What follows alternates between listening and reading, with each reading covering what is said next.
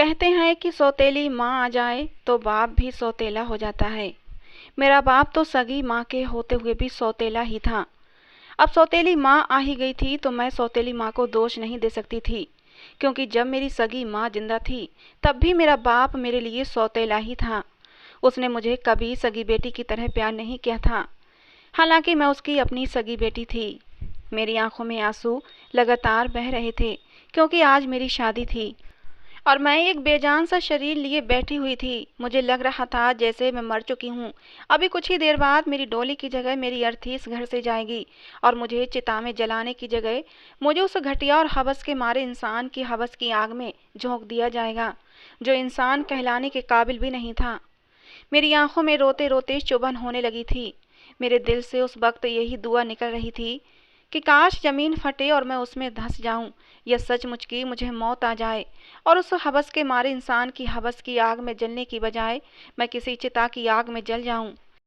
काश मेरे दिल की चलती हुई धड़कनें रुक जाए, मेरा सांस घुट जाए, मेरा दम निकल जाए। लेकिन मेरी सारी दुआएं बेकार गई थीं।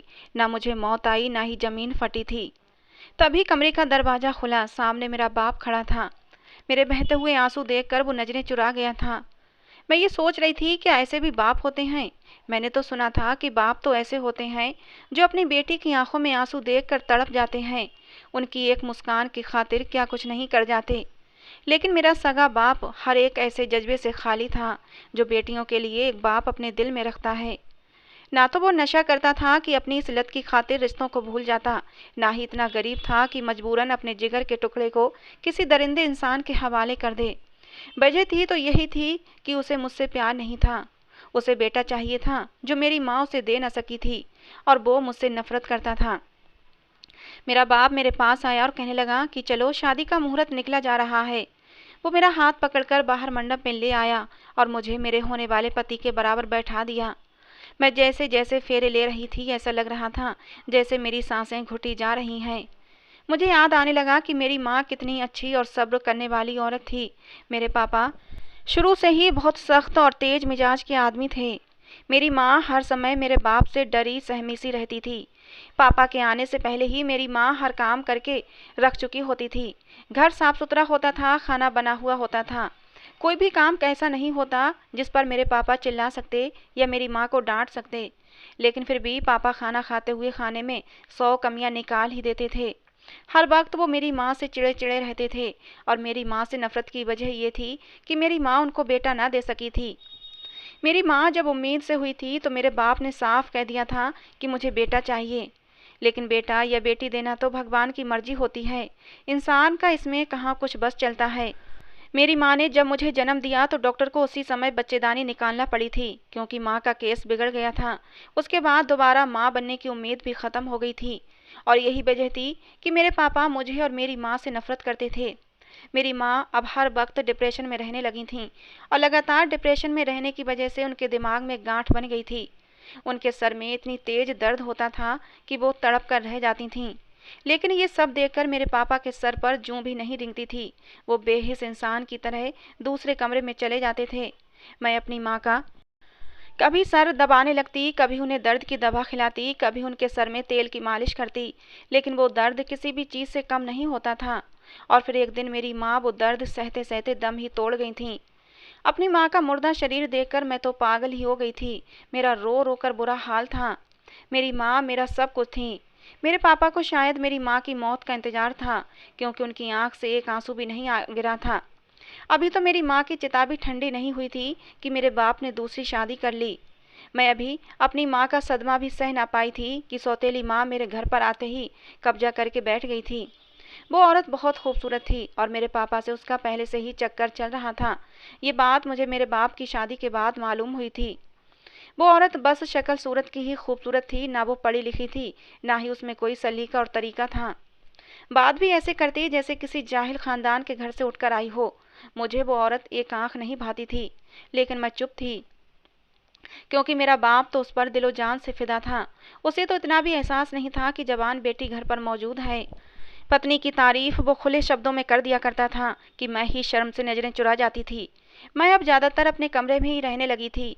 मैं जितनी सलीकामंद और शांत मिजाज की लड़की थी, वो औरत बात बात पर जाहिलों की तरह हंसने वाली और चिल्लाने वाली थी। अभी मैं उस औरत को ही मुश्किल से स्वीकार कर रही थी कि एक दिन मुझ पर एक और मुसीबत टूट पड़ी, जब उस औरत का छोटा भाई अपनी बहन से मिलने आया और मुझे देखकर अपने होश खो बैठा। रंगत तो उसकी भी खूब गोरी चिट्टी थी, लेकिन हुलिया अजीब सा था। मुंह में पान, सर पर तेल लिपटा हुआ, आंखों में गहरा काजल और गले में एक लाल रुमाल। उसकी ये पर्सनालिटी देखकर हर कोई समझ सकता था कि वो कितना लोफर इंसान है।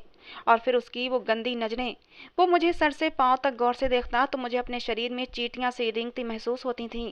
मेरा दिल बेचैन सा होने लगता था। मुझे उसकी तेज धार नजरें अपने शरीर पर खंजर की तरह से चुभती थीं। वो मुझे देखकर अपनी बहन से कहने लगा, तुम्हारी सौतेली बेटी तो बड़ी प्यारी है, जवान भी है। इसे देखकर तो मेरी आंखें ठंडी हो गई हैं। मैं हॉल से किचन में जा रही थी जब उस इंसान की बातें मेरे कानों से टकराई थीं। उसकी नज़रें पल भर के लिए मुझे बेचैन कर गई थीं। उसकी आंखों में न जाने क्या था, मैं समझ नहीं पाई थी, लेकिन मेरा शरीर उसकी नज़रों से कांप कर रह गया था। ऐसी तेज नज़र थी उसकी आंखों में, पल भर में उसने मुझे बेचैन करके रख दिया था। मैंने जल्दी से अपना दुपट्टा अपने आसपास लपेटा था। मैं अपनी इस हरकत को खुद ही नहीं समझ पा रही थी कि मैं क्यों इस इंसान से अपने आप को छुपा रही हूँ, लेकिन मुझे उसकी गंदी नज़रों से डर लगने लगा था। उस इंसान की उम्र 30 साल के लगभग थी। वो मुझसे 10 साल बड़ा था। मुझे पहली ही नज़र में उससे बहुत नफरत महसूस हुई थी। मैं अपने लिए चाय बनाने आई थी, लेकिन अब मेरा दिल हर चीज़ से उचट चुका था।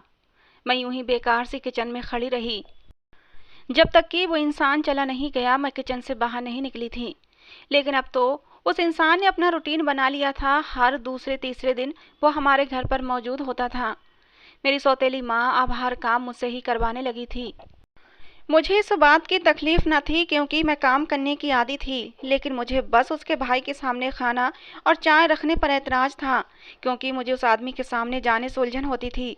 लेकिन मेरी सौतेली माँ जानबूझकर मुझसे ही चाय बनवाती और कहती कि जाओ मेरे भाई को देकर आओ। मैं कहती, मैंने चाय बना दी है, आप खुद अपने भाई को दे दें। तो वो मुझे गुस्से से घूरने लगती, कहती, तुम्हें मेहमान नवाजी जरा भी निभानी नहीं आती, आने दो तुम्हारे बाप को। बताऊंगी उसे कि उसकी बेटी मेरी और मेरे घर वालों की जरा भी इज्जत नहीं करती। मेरी सौतेली माँ के पास यही तो एक मजबूत हथियार था, क्योंकि मेरा बाप सिर्फ उसी की सुनता था। वो अगर मेरी शिकायत लगा देती तो मेरा बाप मुझे थप्पड़ मारने से भी बाज नहीं आता। मजबूरन मैं खून के घूंट पीकर रह जाती। वो जो औरत मुझसे कहती, मुझे मजबूरन करना पड़ता। और उसका भाई, उसे देखकर तो ही मुझे चिढ़ होने लगती थी, क्योंकि वो मुझे देखकर अजीब तरह से मुस्कुराता था। मेरे हाथ से कप पकड़ते हुए मेरे हाथ को अपने हाथों में मजबूती से पकड़ लेता। मैं जब उसे घूरती तो वो मुस्कुराते हुए मेरा हाथ छोड़कर चाय का कप पकड़ लेता और अपनी बहन से कहता, मुझे जिद्दी लड़कियों से इश्क है। जितना कोई लड़की मुझसे दूर भागती है, मुझे उसकी उतनी ही ज़्यादा तलब महसूस होती है। मेरी सौतेली माँ उसकी बात पर हंसने लगती और कहती, बड़ी अकड़ है इस लड़की में, लेकिन मैं भी इसे झुकाकर ही दम लूंगी। उसकी इस तरह की बातें सुनकर मैं तंग आ चुकी थी। अपने कमरे में आकर बेबसी से रोने लगी। कौन सी अकड़ थी मुझ में, पूरा दिन मैं काम में लगी रहती थी। बस मुझे ये इंसान ना पसंद था, मैं क्यों उसके सामने चाय नाश्ता पेश करती। लेकिन मेरी सौतेली माँ न जाने किस बात की जिद लगाए बैठी थी। वो मुझसे ही ये सब करवाती थी। मैं जानती थी मेरे आंसू मेरे बाप पर बेअसर हैं, इसलिए अपने तकिए को अपनी माँ समझकर गले लगाकर मैं फूट फूट कर रोई थी। मैं कहने लगी, माँ आप तो जानती थी कि पापा कैसे हैं, फिर आप मुझे छोड़कर क्यों चली गईं? मैं अपने बाप के घर में होते हुए भी खुद को असुरक्षित महसूस करती थी। मैं हिचकियों से रो रही थी और कोई मेरे आंसू साफ करने वाला न था।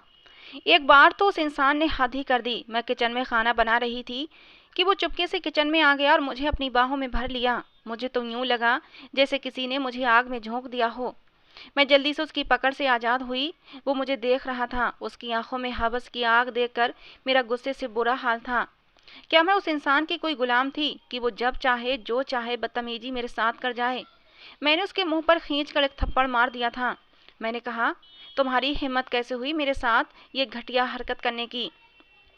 मैं गुस्से से बहुत ही तेज चिल्लाई थी। मेरे थप्पड़ मारने से विक्रम भी गुस्से से आग बबूला हो चुका था। गुस्से से उसका चेहरा और आंखें लाल थीं। वो मुझे गुस्से से देख रहा था। मेरी आवाज़ सुनकर मेरी सौतेली माँ भी किचन में ही आ गई थी। विक्रम कहने लगा, तेरी इतनी हिम्मत कि तू मुझ पर हाथ उठाए?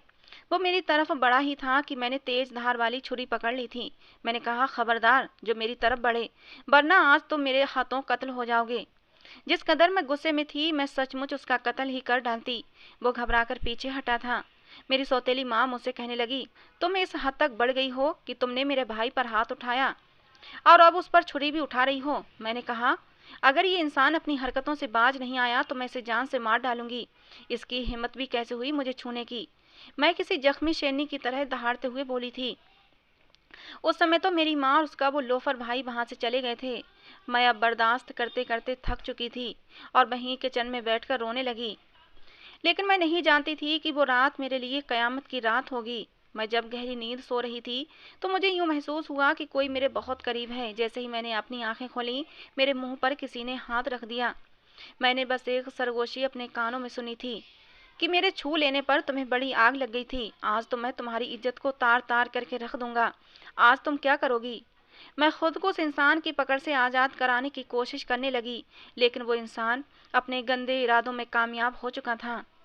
सुबह मैं बिल्कुल बेजान शरीर थी। मेरे हाथ में पहनी हुई कांच की चूड़ियां टूटकर मेरी कलाइयों को जख्मी कर चुकी थीं।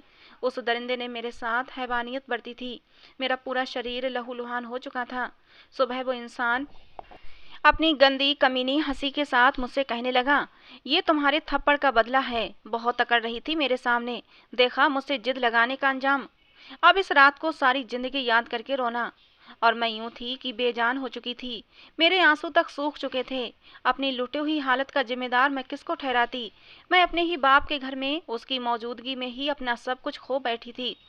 वो कमरे से बाहर निकलकर जाने लगा तो मेरे दिल से एक सदा निकली थी कि काश वो दरिंदा आदमी मर जाए। लेकिन मैं नहीं जानती थी कि मेरे ऊपर टूटने वाली ये कयामत की अभी शुरुआत हुई थी। जैसे ही वो इंसान अपना चेहरा छुपाकर कमरे से बाहर निकला, तो उसी समय मेरे पापा भी अपने कमरे से बाहर निकले थे। उसे मेरे कमरे से बाहर निकलते देखकर पापा ने समझा कोई चोर है, क्योंकि उसने उस समय रुमाल से अपना मुंह छुपा रखा था। पापा ने उसे पकड़ लिया और उसे मारने लगे। शोर की आवाज़ सुनकर मेरी सौतेली माँ भी उठकर बाहर आ गई थी। जब रोशनी में उसका चेहरा देखा तो मेरे बाप के भी होश उड़ गए थे। मेरी सौतेली माँ ने ये इल्जाम भी मुझ पर ही लगा दिया कि मेरा भाई और तुम्हारी बेटी एक दूसरे को पसंद करते हैं। मैं तो आपसे इस रिश्ते की बात करने ही वाली थी, लेकिन मुझे लगा कि माया अभी छोटी है, अपनी पढ़ाई पूरी कर ले, फिर रिश्ते की बात आगे बढ़ाएंगे। लेकिन मुझे क्या पता था ये अभी से ये गुल खिलाएगी कि वो मेरे भाई को रात में अपने कमरे में ही बुला लेगी। अरे ये सब करने की क्या ज़रूरत थी? मुझसे कह देती तो मैं शादी तेरी जल्दी ही करवा देती। ये लड़की तो और ना जाने कितने गुल खिलाएगी। मैं अंदर बैठी ये सब कुछ सुन रही थी, लेकिन अपनी सफाई में बाहर जाकर कुछ ना बोली, क्योंकि मैं जानती थी कि मेरी बात का कोई भी विश्वास नहीं करेगा। मेरा बाप अब मुझसे बेगाना हो चुका है। मैं सच कह भी दूं तब भी झूठी ही कहलाऊंगी। मेरा बाप पहली बार मेरी माँ पर चिल्लाया था। कहने लगा, ये इस समय यहाँ क्या करने आया था? इसे शर्म नहीं आई ये पाप करते हुए? पापा चिल्लाकर बोले थे। मेरी माँ कहने लगी, कसूर आपकी लाडली का है। जब वो दिन भर अपनी अदाएं दिखाएगी तो मर्द का दिल तो बेकाबू ही होगा। अब इन बातों का कोई फायदा नहीं है। गलती बच्चों से हुई है तो उनकी गलती पर पर्दा भी हम ही डालेंगे। कल ही इन दोनों की सादगी से शादी कर देते हैं। घर की बात है, घर में ही रह जाएगी। और ये खबर ऐसी थी कि मेरी रूह तक कांप के रह गई थी। जो तकलीफ मैंने रात को सही थी वो मैं हर रोज नहीं सह सकती थी। मैं अपनी उसी बिखरी हुई हालत में कमरे से बाहर आई। सामने ही वो इंसान मेरे बाप के सामने नजरें झुकाए खड़ा था। मैंने कहा, मैं मर जाऊंगी लेकिन इस घटिया इंसान से शादी नहीं करूंगी। मुझे इस इंसान से नफरत है। इसने मेरे साथ जबरदस्ती की है और मेरी इज्जत को दागदार किया है। लेकिन मेरी माँ ने मेरे बाप को कहा कि ये लड़की खुद को सच्चा साबित करने के लिए अपना ये हुलिया बनाकर आई है। फिर वो कहने लगी कि इसने मोहल्ले में और भी कई यार पाल रखे हैं। ये किसी एक मर्द की इसलिए नहीं होना चाहती कि इसका गुजर किसी एक मर्द के साथ हो ही नहीं सकता। मेरे बाप ने ये सुनते ही मेरे मुंह पर एक जोरदार थप्पड़ मारा था। कहने लगे, मुझे नहीं पता था कि मैंने घर में एक नागिन को पाल रखा है। अगले ही दिन मेरी शादी कर दी गई। ये शादी पर मेरी सौतेली माँ की माँ भी नाखुश थी, क्योंकि वो अपने बेटे के साथ अपनी पसंद की लड़की से शादी करवाना चाहती थी। लेकिन फिर बेटी का घर बसाने की खातिर वो मुझे स्वीकार कर रही थी। मैं मरे मरे कदमों से अपने बेजान शरीर की लाश को खींचते हुए अपने बाप की दहलीज से बाहर निकली थी। अपनी अगली जिंदगी मेरी आंखों के सामने थी। वो इंसान अपनी दरिंदगी का प्रदर्शन मेरे साथ करता और उसकी माँ मुझे इस बात से बदला लेती कि मैं उसके लिए एक अनचाही बहू थी। ये तकलीफ़ तो शायद उस तकलीफ़ से बहुत कम थी जो मुझे इस घर में दी गई थी। सुहागरात में भी विक्रम मेरे पास आया था, लेकिन इस बार मैंने अपने बचाव के लिए कुछ भी नहीं कहा था, क्योंकि मुझे पता था कि अब मेरे बचाव का कोई रास्ता ही नहीं है। मैंने चुपचाप अपना आप विक्रम को सौंप दिया था। लेकिन अगले दिन ही मेरी सास ने मुझसे एक अजीब बात कही कि विक्रम रात को तुम्हें अपनी शक्ल नहीं दिखाएगा जब तक कि तुम प्रेग्नेंट नहीं हो जाती। मुझे ये बात कुछ अजीब लगी थी, लेकिन मैं खुद भी उस इंसान की शक्ल नहीं देखना चाहती थी। अच्छा था कि वो मुझे अपनी शक्ल ना दिखाता। मैं अपने कमरे में चली गई। उस रात मेरे कमरे में विक्रम नहीं आया। मैंने भी भगवान का धन्यवाद किया। दिन में उठते ही मेरी सास मुझे घर के कामकाज का कहने लगी। मैं भी चुपचाप काम करने लगी, क्योंकि मैं जानती थी मैं कोई मनचाही दुल्हन नहीं हूँ कि मेरे नखरे उठाए जाएंगे। ना ही मुझे उस इंसान का साथ पसंद है। लेकिन मुझे यहाँ वही करना है जो वो लोग चाहते हैं, क्योंकि मेरा बाप तो मुझे पकड़कर मेरा हाल नहीं पूछेगा। रात को मैं थक कर अपने कमरे में आई थी। कुछ ही देर में मुझे नींद आ गई। रात को मेरे कमरे में बहुत अंधेरा था कि मुझे सिवाय अंधेरे के कुछ भी दिखाई नहीं दे रहा था, और मैं थी भी कुछ गहरी नींद में। लेकिन मुझे ये एहसास हो रहा था कि मेरे साथ कुछ तो गलत हो रहा था, लेकिन मैं कुछ बेहोशी की हालत में थी।